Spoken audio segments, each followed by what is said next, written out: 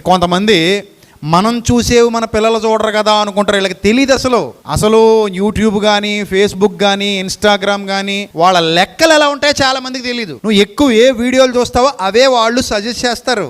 నువ్వు ఒకసారి యూట్యూబ్లోకి వెళ్ళి రాజమండ్రిలో ఇళ్ల స్థలాలు ఏం దొరుకుతున్నాయని కొట్టు, రాజమండ్రిలో అద్దెలకి ఇల్లు ఎక్కడ దొరుకుతున్నాయని కొట్టు, రాజమండ్రిలో ఏ ఫ్లాట్లు అమ్ముతున్నారని కొట్టు.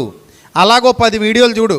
ఆ తర్వాత నువ్వు అడగకుండానే నీకు అన్నీ కనబడుతుంటాయి. ఓపెన్ చేయగానే నీకు అయ్యే కనబడుతుంటాయి. అంటే ఆ అల్గారిథంకి అర్థమైపోయింది నువ్వేం వెతుకుతున్నావో. అది సిస్టమ్ సెటప్. అది ఓహో ఈ అమ్మాయి లేదా ఈ అబ్బాయి ఇల్లుల గురించి వెతుకులాట్లో ఉన్నాడు, ఇల్లులకు సంబంధించిన వీడియోలు ఎన్ని ఉన్నాయో అవన్నీ కూడా తీసుకొచ్చి ఎవరి ముందు పెట్టాలి? నీ ముందు పెట్టాలి. నువ్వు బంగారం కోసం వెతుకు, బంగారానికి సంబంధించిన ప్రమోషన్స్ వచ్చేస్తాయి. నువ్వు బట్టల కోసం వెతుకు, బట్టలకు సంబంధించిన ప్రమోషన్స్ వచ్చేస్తాయి. ఇప్పుడు మీ ఇంట్లో నువ్వు కానీ మీ ఆయన కానీ ఏదైనా చెత్త కంటెంట్ చూస్తున్నారు అనుకో, ఏదైనా చెడ్డ వీడియోలు చూస్తున్నారు అనుకో, మీరేమనుకుంటారు? చూసేసాం కదా, కట్టేసాం కదా, ఇప్పుడు కొత్తగా ఇచ్చాం కదా, ఇప్పుడు మనం చూసి మన పిల్లాడికి ఎందుకు కనబడితేనే మీరు అనుకుంటారు.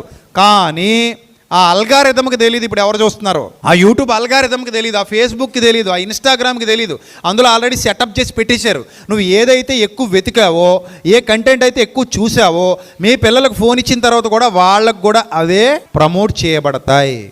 అంటే పిల్లల్ని చేతులారా పాడు చేస్తుంది ఎవరు చెప్పండి? ఎవరు? ప్రభు యొక్క శిక్షలోను, ప్రభు యొక్క బోధలోను పెంచండి అని దేవుడు చెబితే, సాతాను యొక్క శిక్షణలోను, సాతాను యొక్క బోధలలోను పిల్లల్ని పెంచుతున్న దౌర్భాగ్యులైన తల్లిదండ్రులకు నరకంలో ఎలాంటి శిక్షలు దేవుడు విధిస్తాడో మీరే నిర్ణయించుకోండి. ఎందుకంటే గర్భఫలము యెహోవా ఇచ్చు బహుమానం. చేతులారా బహుమానాన్ని పాడు చేస్తున్నారంటే మరి వాళ్ళని ఏం చేయాలి? యుగ యుగాలు కొట్టాలంటాడు ఆయన అయితే.